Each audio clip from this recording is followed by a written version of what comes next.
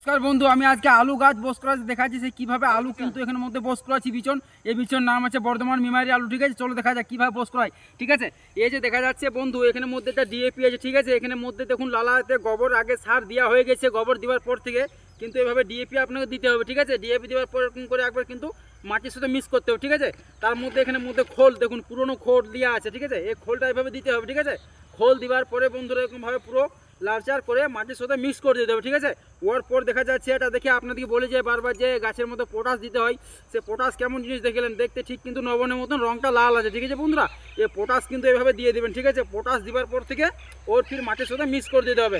এই পটাশটা দিলে কি হবে, আপনার ঘরে আলু 1 থেকে 1.5 বছর রাখবেন, আলু আপনার কিন্তু পচবে না, গ্যারেন্টি আছে। ঠিক আছে, আর আপনার ছোট গাছে আপনার কিন্তু ফলন বেশিরভাগ দেখা যাবে। ঠিক আছে, আপনার একটি আলু 4 থেকে 500 গ্রাম ওজন অবধি হবে। ঠিক আছে, আর আপনার একটা আলু গাছে 1 কেজি অবধি আলু ঝাড় ধরবে। ঠিক আছে, তারপরে কিন্তু আপনারা এক বিটটা দূরে কিন্তু আলু আপনাদেরকে ফেলতে হবে। ঠিক আছে, এভাবে কিন্তু আলু আপনারা রোপণ করতে পারেন।